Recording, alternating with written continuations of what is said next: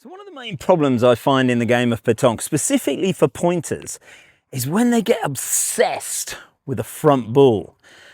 And what happens is, this saying in France, boule devant, boule de l'argent, actually comes off so many times because it's a front boule and people see it as this enormous thing that's twice the size that it normally is. And they get drawn to it and their ball comes along pointing and clicks it forward, moves it forward.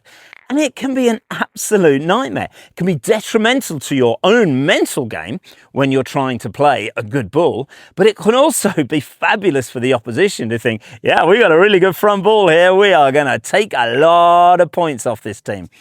So there are ways and there are tools and tips and techniques and strategies you can do to avoid this front boule scenario. So if we just have a look here, we have 1 foot. It is basically 2 foot in front. So the obvious thing is to say, well, we can go 2 foot approximately to the left-hand side and 2 foot approximately to the right-hand side. Now, what does this mean? It means you must not fixate on the jack. That's a nightmare. A lot of people, all they do, they're in the circle. All they can see is the jack, the jack, the jack. They're totally focused on the jack. They get fixated by the ball that's in front and they go, and how in the world am I supposed to get around that?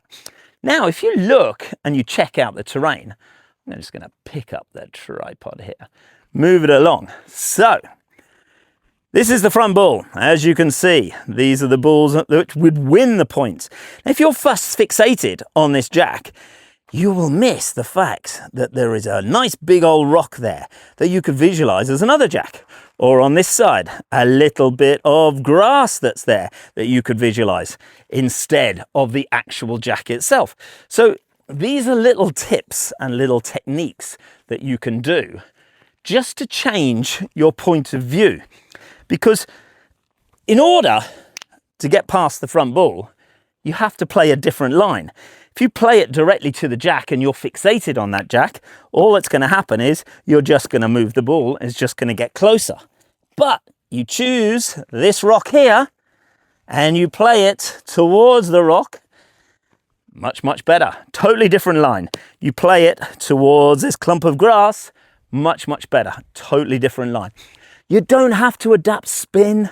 You don't have to try and manipulate the ball to get there. All you have to do, slightly move over in the circle. Obviously, keep your feet within the circle. It's a big enough circle to be able to just slightly move over one side, slightly move over another side.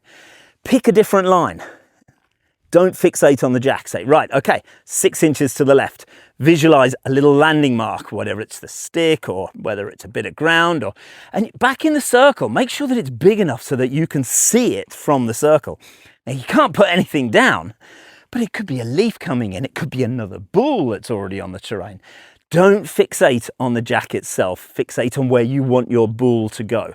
That's the most important thing. If you say things like, I must not, it will generally happen. If you say things like, I must not be short, you're generally going to be short. I must not push that front boule.